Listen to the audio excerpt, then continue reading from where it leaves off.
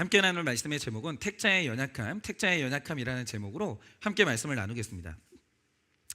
아까 우리 전도사님이 간증을 해주셨지만 오늘의 주제는요, 제가 이제 성경에 나타나는 계시 중에 가장 하나님께 감사하고 가장 개인적으로 감사하는 계시가 이겁니다. 저는 이 계시가 없었으면 저는 구원의 확신은 꿈도 꿀 수 없는 사람이에요. 그러면 이제 그게 뭐냐, 제가 지난주 화요일과 수요일 이틀에 걸쳐서 우리가 이제 유다서를 묵상했잖아요. 그런데 이때 우리 권종호 전사님이 설교해 주시기를 이 당시 교회에 나타난 이단들이 하나님의 은혜라는 개념을 죄를 마음껏 지어도 되는 명문으로 사용했다, 이렇게 말씀을 하셨어요. 그런데 이게 대단히 중요한 주제거든요. 그래서 제가 이제 송구영신 예배를 드리는 날 수요일 저녁에 우리 교육자들하고 좀 일찍 모여서 이 주제를 놓고 대화를 좀 했어요. 그런데 우리는 단순히 나 혼자 묵상하는 사람이 아니라 이 묵상을 나눠야 되잖아요, 성도님들한테. 그러니까 좀 약간 신학적인 얘기를 좀 나눴어요. 그러니까 이런 거죠. 유다서에 등장하는 이단들이 주장하는 바는 이렇습니다. 아담의 후손으로 태어난 사람은 죄를 안 짓는 거는 불가능해요. 여기까지는 정통교회랑 똑같아요. 그러니 죄를 지은 나 자신이 심판을 받아, 내가 심판받아 죄 지었으니까 내가 지옥에 간다, 아무 문제가 없어요. 그냥 그 순리가 그렇게 되는 거예요. 그런데 만약에 죄인인 내가 이 죄를 해결받고 천국에 가려고 한다, 이게 뭐보다 어렵냐면 나이아가라 폭포가 거꾸로 치솟는 것보다 어려운 거예요. 죄인이 어떻게 천국에 가요? 그런데 만약에 죄를 지은 사람이 천국에 가려고 한다, 그러면 이게 비상한 방법이 필요한데 이게 방법이 두 개가 없어요. 하나밖에 없습니다. 그게 뭐냐면 예수님이 나를 대신해서 죄의 징벌을 받고 고통받는 걸로 안 돼요. 반드시 죽어야 돼요. 그래서 지금 신학자들 사이에 논쟁이 있는 것 중에 하나가 뭐냐면 예수님이 정말 지옥까지 떨어지셨냐, 지옥 강화설이 있고 강하설이 있거든요. 이거는 좀 약간 논쟁거리가 있는데 저는 그럴 수 있다고 생각해요. 왜냐하면 완벽히 예수님께서 우리의 모든 것을 다 담당하셨기 때문에 전 거기까지 갔다라고 생각을 합니다. 여기까지 가야 돼요. 근데 예수님이 실제로 그렇게 하신 거죠. 그래서 정말 우리는 무서운 징벌에서 해방이 됐고 우리는 택자라면 반드시 천국 갑니다. 내가 잘해서 천국 가는 게 아니라 예수님이 나의 모든 죄를 짊어지고 다 해결하셨기 때문에 우리는 천국에 가는 거예요. 그러니까 여기에서 이런 질문이 나오는 거예요. 자, 한번 들어보세요. 예수님은, 이건 팩트입니다, 내가 과거에 지은 죄, 현재 짓는 죄, 앞으로 지을 모든 죄의 대가를 짊어지고 나 대신 죽으셨어요. 그래서 이런 예수님을 믿는 우리는 또다시 죄를 짓게 되죠. 그러면 이제 우리는 죄를 지어도 구원받습니까? 답이 뭐냐면 맞다는 거예요. 구원받아요. 반드시 구원받아요. 아브라함이 그랬고 다윗이 그랬고 사도 바울이 그러했습니다. 구원을 반드시 받습니다. 우리는 아무리 죄에 넘어져도 구원을 받아요. 그런데 여기까지 믿는다고 해서 복음이 아니에요. 여기까지 믿는다고 해서 그 택자가 아니라는 거예요. 여기까지는 이단도 믿어요. 바로 이 지점부터 이단과 정통의 길이 딱 나뉘게 되는데, 이때 유다서에 등장하는 이 이단들이 주장한 게 뭐냐, 우리는 예수님의 희생으로 이미 구원을 받았기 때문에 네가 죄를 짓는다고 해서 앞으로 네가 죄책감을 느낀다거나 또다시 네가 회개한다면 그 십자가의 능력에 대한 불신이라는 거예요. 그러니 예수를 믿는 사람은 네가 앞으로 어떤 죄를 지어도 믿음으로 행복하라는 거예요. 절대 고통을 느끼거나 죄책감 가지지 말라라는 거예요. 절대로 두 번 다시는 회개하지 말라라는 거예요. 죄 지어도 그냥 행복하라는 거예요. 이게 유다가 만났던 이단들이고, 이 이단이 21세기 대한민국 땅에 다시 소환이 되는데 그게 바로 구원파예요. 여러분, 이거 복음 아닙니다. 이단입니다. 그러면 복음이 뭐냐, 우리 죄를 위해 죽어주신 예수님을 믿는 사람은 넘어지죠. 당연히 죄에 넘어지는데 그 넘어지는 것과 상관없이 반드시 구원을 받아요. 그런데 이 구원은 먼 훗날 우리가 천국 가는 날 이루어지는 것이 아니라 예수를 믿는 그 순간 구원의 원리가 작동을 시작해요. 구원이 시작이 되는 거예요. 그래서 구원은 천국에 가는 걸로 완성되는 게 아니라 이 땅에서 이루어지기 시작해요. 그러면 이 땅에서 시작되는 우리의 구원이 뭐냐, 죄와 싸워 이기는 것이고 이 땅에서 예수 닮아가기 시작해요. 이게 시작이에요. 이게 시작이에요. 이게 바로 복음이에요. 그런데 중요한 건 이겁니다. 이 땅에서 우리는 완성은 안 돼요. 이 땅은 과정이고 완성이 아니기 때문에 우리는 이제 완성되어져가는 이 과정에서 분명히 죄에 넘어져요. 죄와 싸우긴 하지만 죄에 질 때가 있어요. 넘어지거든요. 그런데 정상적인 그리스도인은 죄를 이기고 싶고 예수님 닮고 싶은 소원이 포기가 안 돼요. 그런 일은 일어날 수 없어요. 내가 예수님을 믿었고 그 십자가의 감격을 알아버린 사람은 예수처럼 살고 싶은 욕망이 포기가 안 되는 거예요. 그래서 결국 우리의 연약함은 우리를 성령님과 연결시키고 마는 거예요. 우리가 죄를 짓잖아요. 정상적인 그리스도인은 무지무지 아파요. 너무 괴로워요. 내가 예수님을 사모하는데, 내가 죄 짓고 싶은 마음이 없는데 죄를 지어요. 내 안에서 성령님이 탄식을 하시거든요. 마음이 아플 수밖에 없는 거예요. 그래서 반드시 성령을 구할 수밖에 없어요. 왜냐? 나는 안 되는데 성령으로는 되거든요. 그래서 우리는요, 정상적인 그리스도인은 예수 닮고 싶은 욕망이 너무 뜨거워지고, 그래서 죄와 싸우게 되고 혼자 힘으로 안 되는 걸 깨닫게 되기 때문에 성령을 구하는 수순으로 갈 수밖에 없어요. 그래서 택자는 자신의 연약함을 자랑하게 되고 약해서 강해지는 길로 가는 거예요. 이게 안 나타나면 그 사람이 믿는 복음은 정말 복음이 맞는지 한번 점검을 해보셔야 돼요. 그럴 수는 없다라는 거죠. 진짜 예수 믿는 사람은 약해서 성령 충만으로 갈 수밖에 없어요. 그래서 오늘은 우리가 성경에 나타나는 이삭을 보면서 택자의 삶에 나타나는 연약함이 왜 복이 되는지 오늘 우리가 이 원리를 묵상하고자 합니다. 일단 우리는 연약한데 이 연약함이 어떤 방식으로 나타나냐? 첫째로 이삭은 흉년에 하나님을 의지하지 않고 피난을 가요. 이게 그의 연약함이었어요. 1절입니다. 아브라함 때에 첫 흉년이 들었더니 그 땅에 또 흉년이 들매 이삭이 그랄로 가서 블레셋 왕 아비멜렉에게 이르렀더니 라고 하십니다. 여러분이 이 말씀을 보시면 이 말씀을 보시면서 오늘 나의 가정에 대해서 직면하셔야 돼요. 여러분이 오늘 이 말씀을요, 불택자의 가정에 일어난 일이 아니에요. 오늘 이 성경 말씀에 나오는 이 가정은 하나님이 고르고 고른 택자의 가정인데 심지어 우리 믿음의 조상이에요. 이 혈통을 통해서 이 땅에 예수님이 나셨어요. 그러니까 이 가정은요, 이미 팔복이 가득한 집이에요. 그런데 지금 이미 이런 택자의 가정에 팔복을 이미 받은 가정에 일어난 일이 뭐냐? 1절을 보시면 아버지 아브라함의 때에 첫 흉년이 들었어요. 그런데 아들 이삭의 때에 또 흉년이 찾아와요. 그러니까 여러분 보세요. 믿음의 조상 아브라함의 때에 택자가 사는 약속의 땅에 흉년이 오는 거예요. 자녀의 때에도 흉년이 오는 거예요. 그러니까 택자의 삶에도 약속의 땅에도 흉년은 오는 게 당연한 거예요. 특별히 무슨 죄를 지어서 그런 게 아니고요, 여기는 천국이 아니에요. 이 땅에서는 때를 따라서 흉년은 반드시 옵니다. 반드시.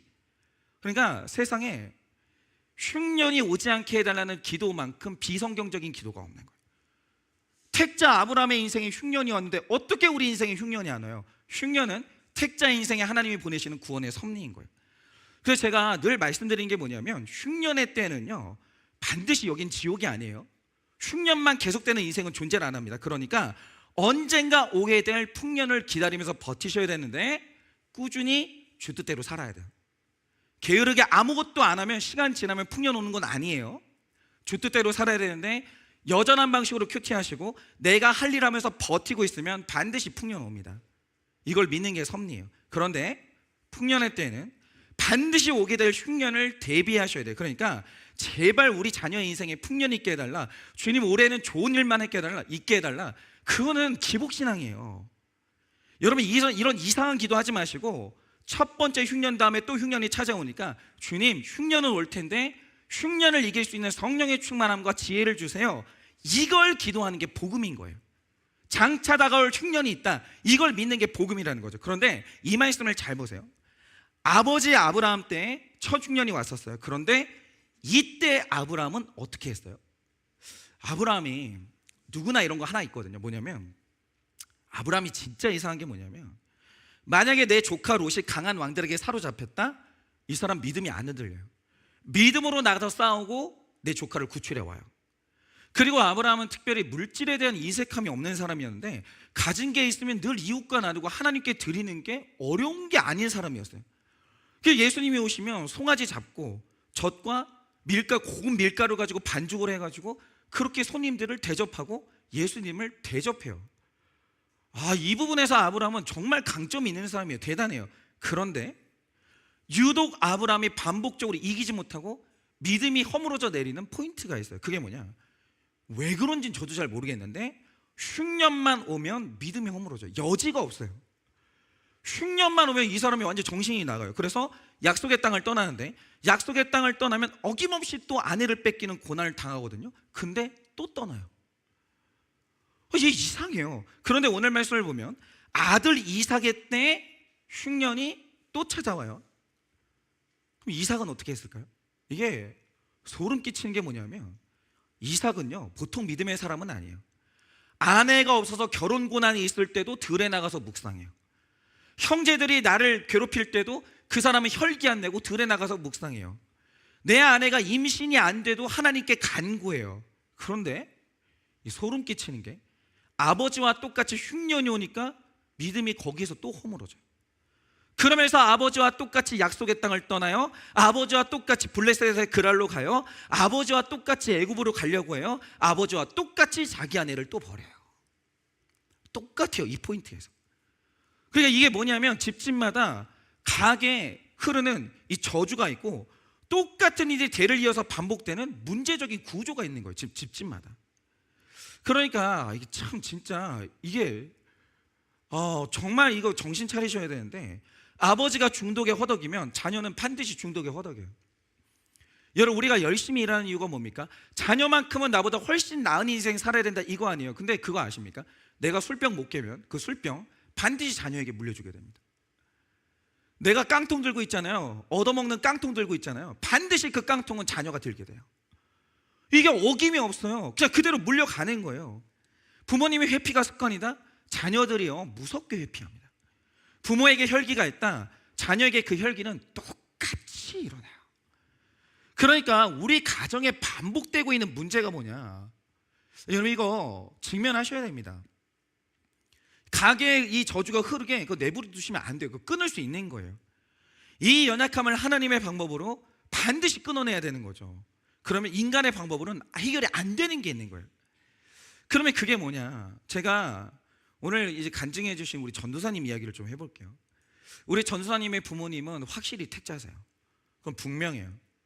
그래서 제가 이제 가만히 보니까 우리 전도사님 가정에는 가문에 흐르는 귀한 은혜가 있는데, 전도사님 아버지는 목회자십니다.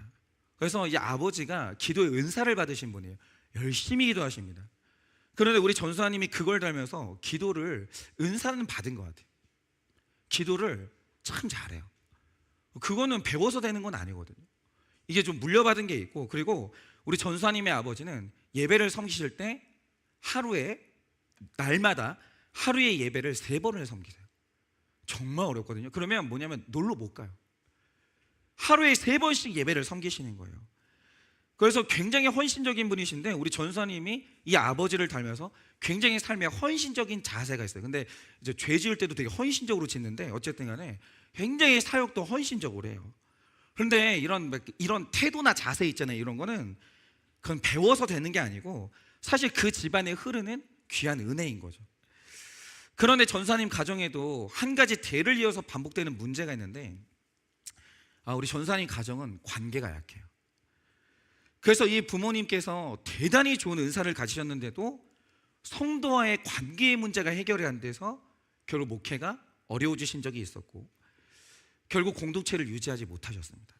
그리고 부부의 관계에서도 많은 어려움이 있었어요. 문제가 뭐냐면 이 전가가 됐어요. 사역자는요 관계 안 되잖아요. 사역 못해요.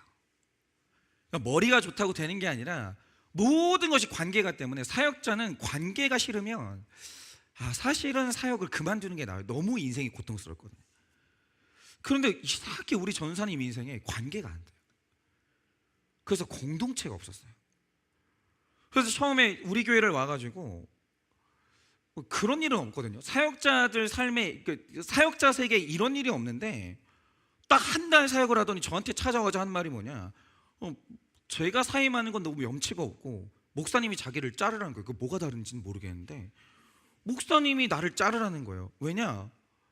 저는 사역자 입에서 이런 얘기 처음 들어봤어요. 뭐냐면, 목사님, 내가 왜 성도님들하고 앉아서, 이거 되게 권위적인 건데, 저는 사역자잖아요. 근데 왜 내가 성도님들하고 같은 자리에 앉아서 왜 제 얘기를 왜 해야 돼요?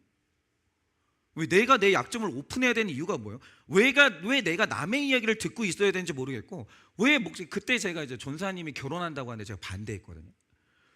목사님이 왜 내 인생에 간섭하시는지 이유를 모르겠다. 근데 그게 나빠서 그런 게 아니라 이 파트가 약하더라고요. 이게 왜 해야 되는지도 모르고 뭐가 중요한지를 모르고 이 관계 가운데 기쁨이 없는 거예요.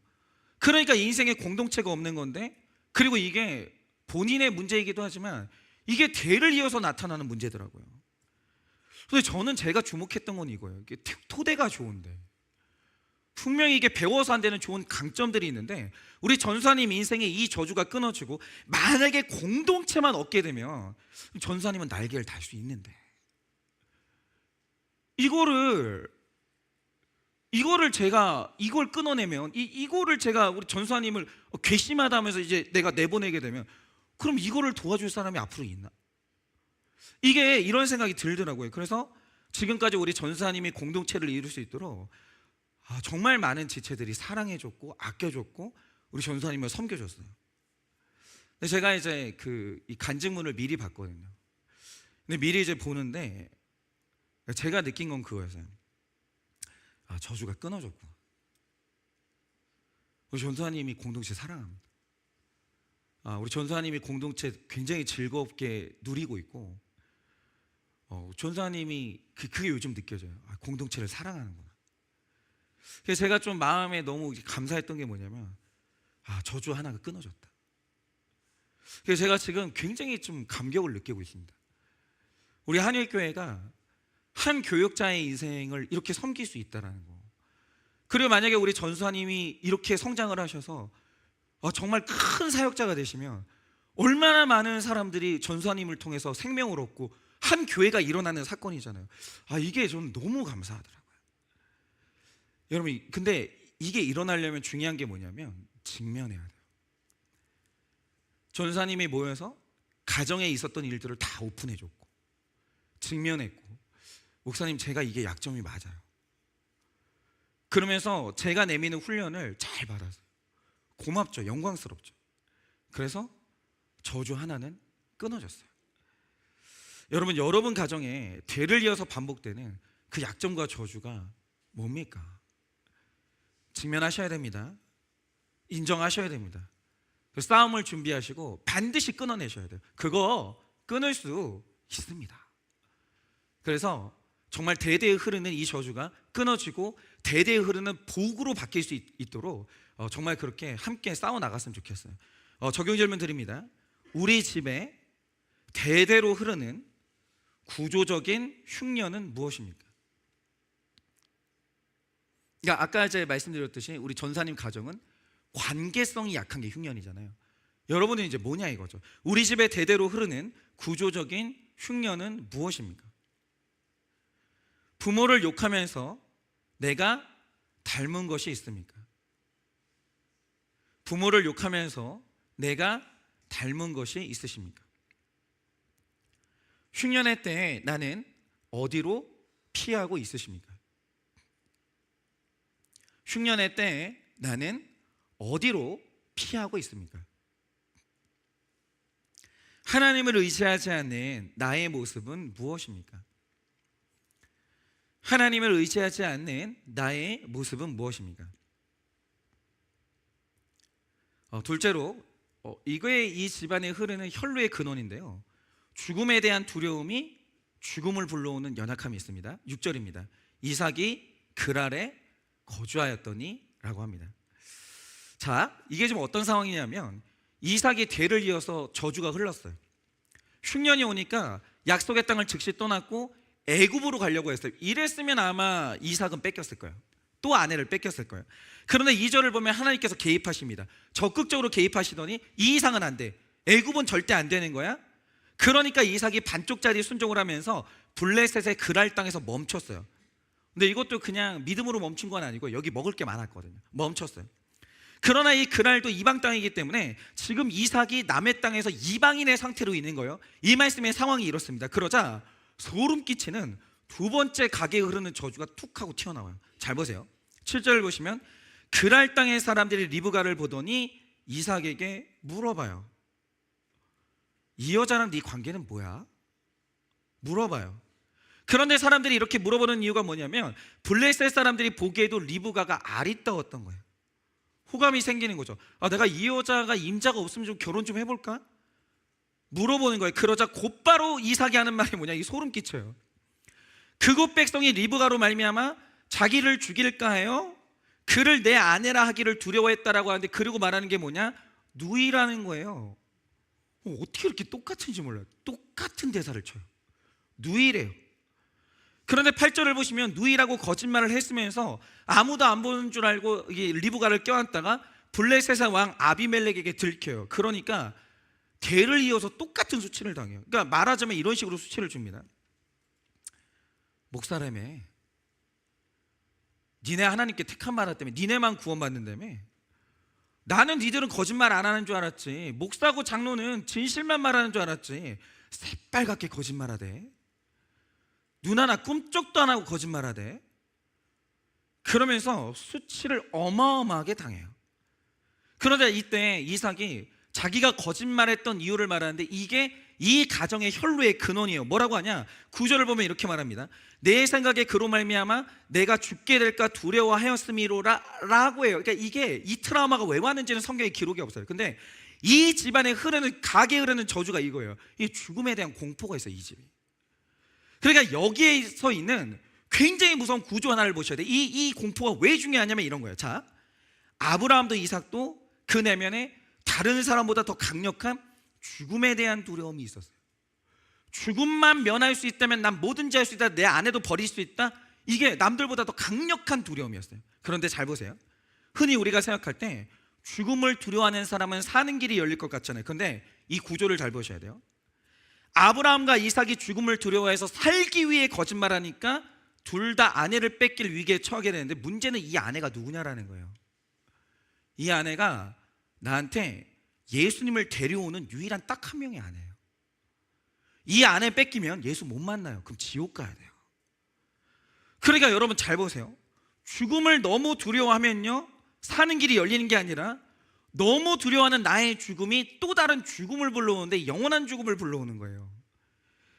이게 한번 적용을 해볼게요. 제가 요즘에 정말 우리 교회 부모님들 제가 사랑하는 마음으로 경고 드릴 테니까 특별히 저 뒤에 지금 아기들 안고 있는 영아실 잘 들으셔야 돼요. 뭐냐면 저희 교회는 선생님들이 많아요. 그리고 제가 교사 모임하고 연결되어 있는 데가 있어서 선생님들을 많이 만나거든요. 근데 청소년들 자살률이 진짜 심상치 않아요. 이게 막 예전에는 그랬잖아요. 어떤 애가 자살을 해요. 그러면 그럴 만한 이유가 있었어요. 찢어지게 가난하거나 맨날 매를 맞거나 집이 풍비박산이 나거나 이랬거든요. 근데 자살률이 심상치 않은데 요즘 교사들이 주목하고 있는 더 무서운 문제가 있어요. 그게 뭐냐면 애들이 그냥 죽어요. 제가 지금 드리는 말씀이 농담이 아니에요. 애들이 그냥 죽어요. 그러니까 누가 봐도 집이 문제가 없어요. 죽을 만한 일이 아닌데 애들이 죽어요. 그러면 이렇게 되는 이유가 뭐냐? 이 아이들이 죽음을 너무 두려워하게 된 거예요.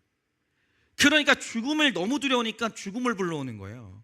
그러니까 이런 거예요. 그러니까 지금 부모님들이 인본적인 이 시대의 사랑에 대해서 정말 제가 자꾸 계속 말씀드려요.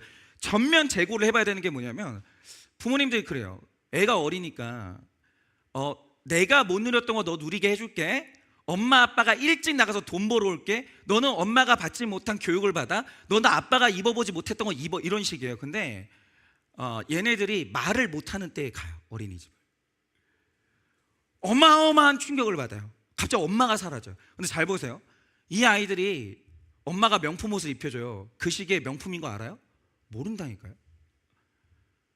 이 아이들이 해외여행을 가요. 그럼 자기가 해외여행 갔다는 거 기억하냐? 못 가요. 얘네들한테 딱 하나밖에 안 남아요. 엄마밖에 없어요. 아빠밖에. 이 아이들의 우주, 이 아이들의 전 세상은 뭐냐면 엄마 아빠예요. 근데 엄마 아빠가 인본적인 사랑을 한다고 그러면서 얘를 딴 데 보내요. 그럼 어떻게 되냐? 반드시 증상 나타납니다. 여러분 진짜 그러시면 안 돼요. 그러니까 엄마 아빠들이 뭘 두려워하는지 내가 알겠어요. 뭘 두려워하는지 알겠는데 그 죽음을 피하려고 하시면 굉장히 무서운 결과를 불러와요. 여러분 힘들 수 있어요. 힘든 거 알아요. 차라리 있잖아요, 덜 먹고 조금 더 힘드시고 덜 써서 애들한테 엄마 아빠와의 이 분리불안이 없는 세상을 줘야 돼요. 그 정말 중요해요. 그리고 또 하나, 이 인본적인 사랑을 하면서 이 부모님들의 애들을 잘못되게 귀하게 올려놔요. 지나치게 신의 자리에 이 아이들을 올려놓고 인본적으로 무조건적인 편을 들어주니까 애들이 무시당하는 것도 죽음으로 생각하고 작은 손해를 보는 것도 죽음으로 생각하고 외모의 열등감 이런 것들 다 자기 죽음으로 인식해요. 이게 전부 다 이제 다 이게 내가 죽을 만한 일이 되고 이게 두려우니까 이 아이들이 죽음의 두려움을 이기지 못하고 그걸 피하려고 영원한 죽음으로 피하는 거예요. 이게 지금 애들 좀 달라졌어요. 너무 부모님들이 이상하게 애들을 기르니까 얘네들이 5만 가지 것이들이 다 죽는 사건이 되는 거예요. 여러분 우리가 지금 빨리 구속사의 믿음으로 무장을 해야 되는 게 뭐냐면 고난이 축복이에요. 고난 좀 당해도 돼요. 이 고난이 왜 와야 되는지에 대해서 해석을 물려주고 낮아지는 사건이 하나님을 만나는 사건이라는 이 팔복의 가치관으로 아이들을 무장시키지 않으면 죽음에 대한 두려움이 더 무서운 죽음을 불러오게 되는 거예요. 그러니까 우리 권정호 전사님도 그랬는데 제가 가만히 보니까 우리 전사님이 이 시대의 청년들의 전형적인 모습이에요. 그러니까 우리 전사님도 물질의 어려움을 죽음처럼 두려워요. 정말 그거 죽을 일 아니거든요. 그게 물질의 어려움이 하나님 만나는 통로거든요. 근데 이게 죽는 줄 알아요. 죽는 거 아닌데.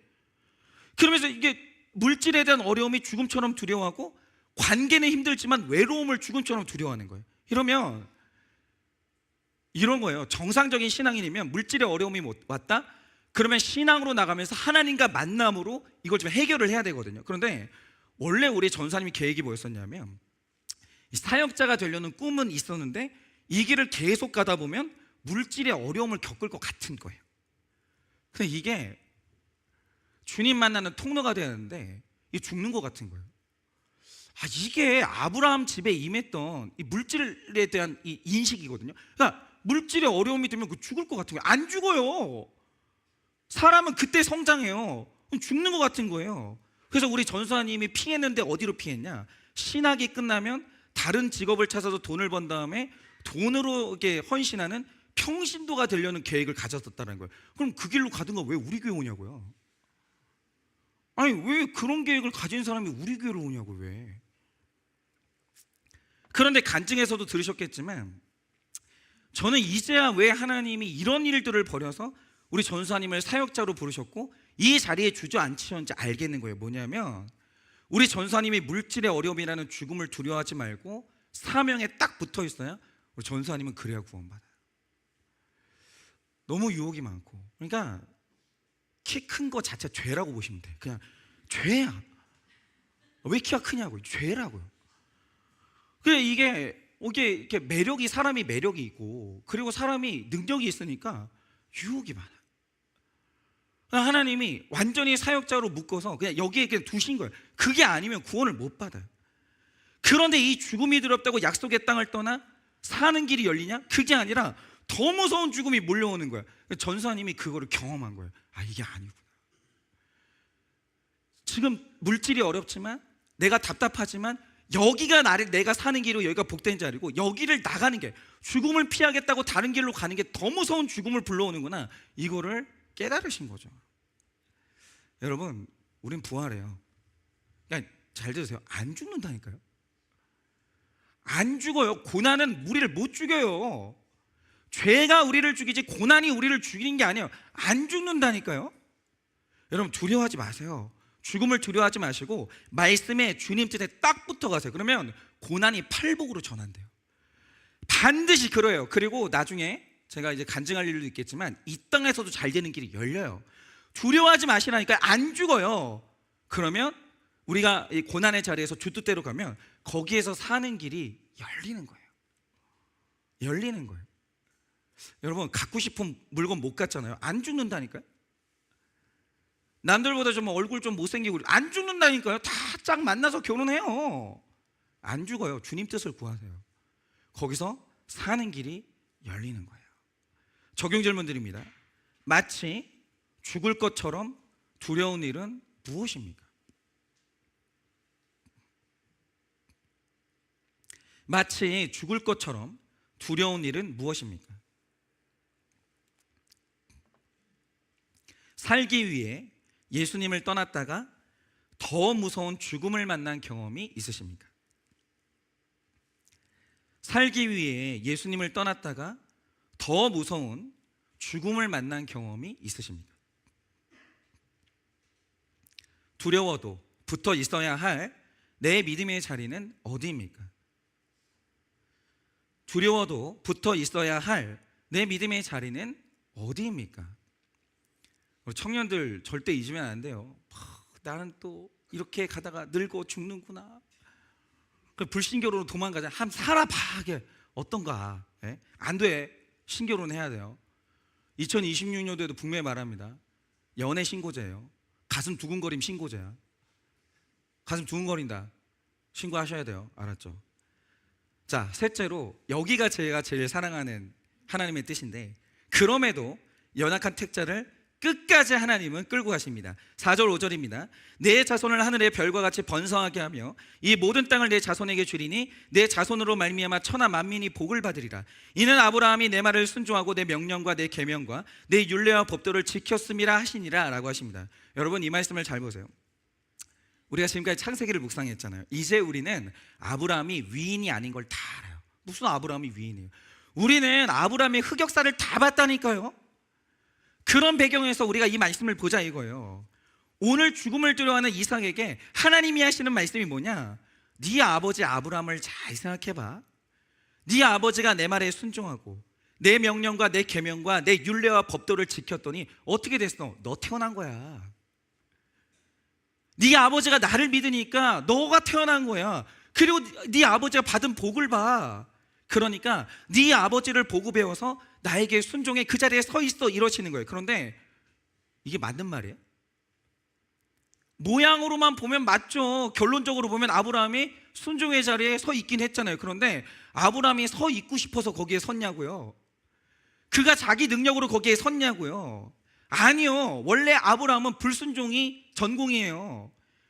그래가지고 이 사람이 이집트에 갔을 때는 파라오한테 자기 아내를 버렸고 아비멜렉에게 갔을 때는 그 사람한테 자기 아내를 버렸어요. 언제 그 사람이 자기 아내를 지켰어요? 언제 이 사람이 자기 아내를 지키겠다고 싸웠어요? 그런 적이 없어요. 원래 이 사람 구원 못 받아요. 아내를 버렸는데 어떻게 예수를 만나요? 못 만날 사람이에요. 그런데 하나님이 그 아내를 찾아줬어요. 어떻게 찾아줬습니까? 꿈에까지 쫓아가요. 파라오와 아비멜렉이 꿈에까지 찾아가요. 너 그 아내 안 내놓으면 너 죽어. 그 여자 누군 줄 알아? 내가 택한 백성이야. 너 돌려놔. 너 그래야 네가 살아. 그래서 하나님이 되돌려 준 거지. 아브라함은 뺏긴 아내 찾으려고 시도한 적이 없다니까요. 그러니까 아브라함이 순종의 자리에 서서 복을 받은 건 자기가 한 게 한 번도 없어요. 하나님이 끌고 가신 견인의 결론이에요. 그리고 오늘 이삭도 똑같아요. 원래 이삭은 흉년이 오니까 아버지하고 똑같이 이집트 가려고 했어요. 우리 권종우 전사님도 마찬가지죠. 관계가 힘듭니다. 내가 왜 내 얘기를 해야 되나? 내가 왜 내 약점을 노출해야 되나? 너무 불편한 거예요. 또 떠나려고 했어요. 약속의 땅에 죄를 고백하는 자리에 머물고 싶지 않았어요. 그런데 안 가고 있잖아요. 왜 이삭은 이집트를 안 갔어요? 왜 우리 전사님은 아직도 이 공동체에 머물고 있어요? 이유가 뭐냐면 하나님이 강력하게 설득하사 안 간 게 아니라 못 간 거예요. 그러니까 이 택자의 구원은요, 우리가 가는 길이 아니라 하나님이 끌고 가시는 길이에요. 이게 명백히 나타나는 사람이 택자라는 거예요. 택자는 자기 자랑 안 해요. 그거는 신앙의 연륜이 적어서 그래요. 신앙을 한평에 딱 살아내고 마지막에 말하는 게 뭐냐? 주님의 은혜였다. 이거 말하지 않는 택자는 아무도 없다라는 거예요. 자기가 안 해요. 하나님이 끌고 가심이, 이 하나님의 개입과 이 하나님의 견인이 뚜렷이 나타나는 존재가 누구냐? 그게 택자라는 거예요. 그러니까 제가 오늘도 이게 신기한 경험을 했는데 그게 뭐냐면, 제가 이제 수요일 날 송구영신 예배를 했잖아요. 그래서 제가 이틀을 아침 예배를 안 했잖아요. 근데 이제 뭐 쉰 건 아니에요. 뭐 목요일로 출근해서 제가 이제 오늘 주일 설교 준비를 목요일 날 했고, 금요일 날 출근해서 또 월요일 이제 큐티 설교 준비를 했고, 쉰 적은 없는데 제가 기도를 이틀 쉬었죠.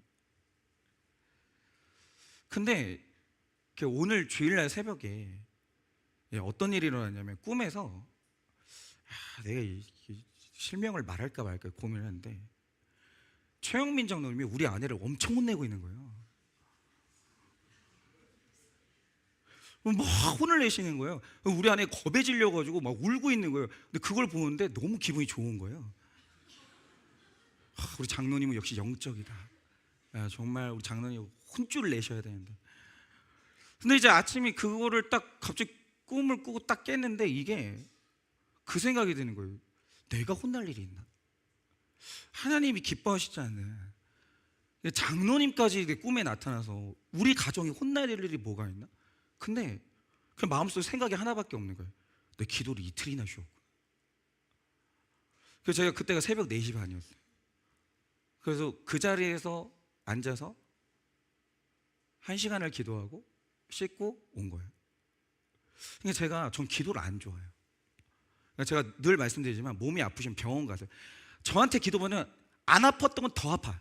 그러니까 은사가 없다니까. 제가 은사가 없어요, 그쪽으로는 아예. 혹시라도 뭐 은사 받으면 말씀드릴게요. 근데 뭐 없어. 저는 기도가 엄청 싫은 사람이, 귀찮은 사람이에요. 근데 오늘 기도하고 왔어. 왜? 주님이 깨우셨어. 이렇게까지 해서라도 너는 기도를 해야 되는 거야. 네가 2026년도 첫 주일 예배를 드리는데 기도도 안 하고 네가 예배를 드리니?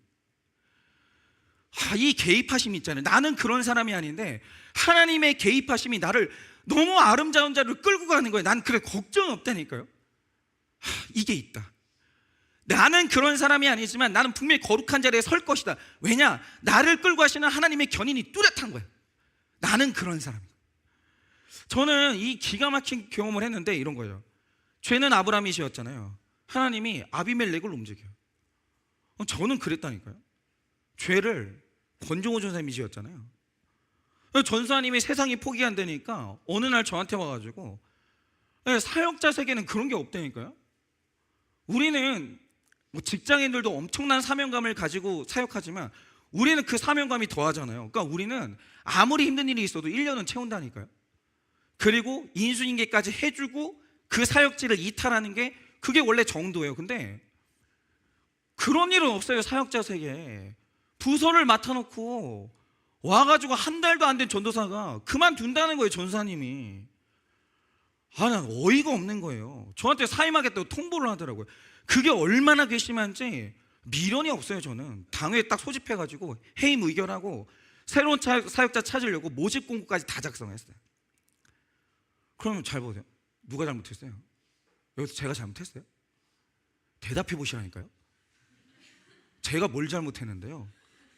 100% 전사님이 잘못한 거 아니에요. 난 진짜 하나님이 이해가 안 돼요. 자기가 나가겠다고 해가지고 저는 그래가지고 모집 공고 낸 거 아니에요. 근데 모집 공고 내는 그날 아침 올리기만 하면 돼요. 아침 예배 드리는데 갑자기 저를 혼내시는 거예요. 넌 왜 이렇게 사랑이 없냐고. 네가 내 자리를 떠나려고 하는 거, 얼마나 많은 사람이 너를 설득해가지고 너 때문에 네 엄마가 얼마나 울었고 너 때문에 네 아버지가 얼마나 울었는데 너는 어떻게 한 번을 안 울어주냐고. 왜 이렇게 너는 사랑이 없냐고. 뭘 잘못했는데 내가 왜 혼나야 되는지 모르겠는 거예요. 저를 혼내시는 거예요. 그러면서 하시는 말씀이 뭐냐? 저 담임 목사거든요. 좀 그래도 좀 다 부교육장은 좀 급이 다르죠, 제가. 근데 갑자기 하시는 말씀이 뭐냐면, 네가 전도사님 설득해서 잡으라는 거예요. 내가 왜? 내가 왜 그렇게 비굴해야 되는 거예요? 그러니까 이게 얼마나 어이가 없냐면, 사람이 예뻐두고 할까 말까인데 괘씸해 죽겠는 사람한테 내가 왜 비굴하게 설득을 하냐고요. 그만두겠다고 이미 말 다 끝났는데 내가 왜 말을 엎어야 되냐고요. 그게 그럼 난 당회에도 설명해야 돼요. 내가 왜 그래야 되냐고. 내가 왜 잡아야 돼요.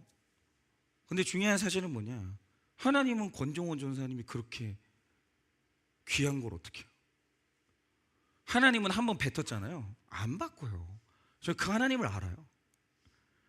하나님은 권정호 전사님을 택했고 마침내 천국으로 끌고 가기를 이미 결정을 하셨는데 내가 그걸 어떻게 바꿔요? 나는 그 하나님 정도는 알아요. 하나님 뜻은 못 바꿔요.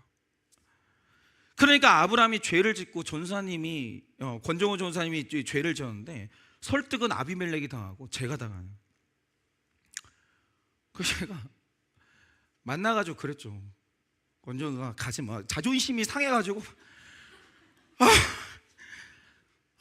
정말 아니, 왜 죄는 자기가 지어놓고 내가 자존심이 상해야 되는지 더 모르겠는데 뭐 어쨌든 간에 권정호 가지 마. 그러면 대답이 최소한 그래야 되는 거예요. 감격해야죠. 목사님, 제가 죄를 지었습니다. 제가 있겠습니다. 그래야 될 거냐? 한 주 생각해 보겠다. 와, 정말,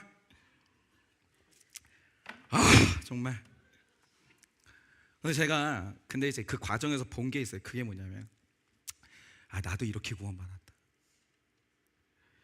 얼마나 많은 사람들이 저 때문에 자존심 상했겠어요. 나 하나 붙잡아 주려고 얼마나 많은 사람들이 자기를 포기했겠어요. 내가 오늘 이 자리에 있는 것은 누군가 나한테 이렇게 해줬기 때문이구나. 근데 그 사람들이 다 생각나는 거예요. 그날 나도 이렇게 구원받았구나. 오늘 나의 나된 것은 하나님의 이끄심이고 우리 전사님을 통해서 그걸 또 한 번 확인을 한 거예요. 하나님이 나도 이렇게 사랑하셨구나. 우리도 그래요. 여러분, 우리 넘어집니다.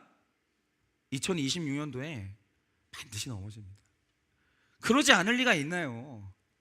다 죄인인데. 우리 또 실수할 거고요. 유혹 때문에 넘어질 거예요. 우리 전사님은 유혹이 오면 안 넘어져요. 유혹 오기 전에 넘어지더라고요. 다 잘못된 걸로 끌려가겠죠. 막 못 살겠다, 목장 안 나간다, 뭐 교회 떠난다. 2026년도도 뭐 진상을 부리겠죠. 근데 중요한 사실이 뭐냐? 제가 시간이 갈수록 교회 걱정이 줄어들어요.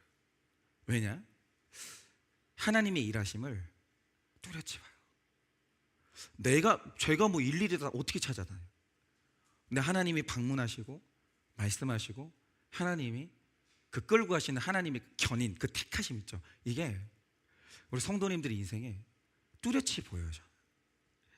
그분이 우리를 강하게 이끄실 겁니다. 그게 뭐냐면 그 택자예요. 택자는 뭐냐면 내가 강한 사람이 택자가 아니라 그를 죽기까지 사랑하시는 불같은 하나님의 사랑이 부어지는 존재, 하나님이 절대 포기하지 않는 존재, 그게 바로 택자고 그게 우리예요. 그래서 올 한 해 우리 이 믿음을 가지고 연약해도 하나님께 딱 붙어가는 거예요. 딱 붙어가는 거죠. 그래서 마침내는 연말이 됐을 때 우리 여전한 방식으로 하나님께 순종하는 그 아름다운 자리에 서 있는 여러분 되시기를 예수님의 이름으로 축원합니다. 우리 찬양팀 나와주시고 적용 질문 드립니다. 하나님의 이끄심을 경험하셨습니까? 하나님의 이끄심을 없어도 돼요. 저도 있어요. 하나님의 이끄심을 경험하셨습니까? 구체적인 간증을 나누어 보면 좋겠습니다. 저희 이번 주에 부목장 모이시죠? 불안하네. 대답이 없으시네. 저희는 모일 예정이거든요. 이제 오늘 정도에 이제 단톡방 만들 건데 이거 한번 재밌게 한번 나눠 보세요. 그 하나님이 이끄심을 경험하셨습니까? 2026년도도 하나님이 이끄실 것을 믿으십니까? 2026년도도 하나님이 이끄실 것을 믿으십니까? 이 시간에 우리 다 같이 찬양을 하려고 하는데요.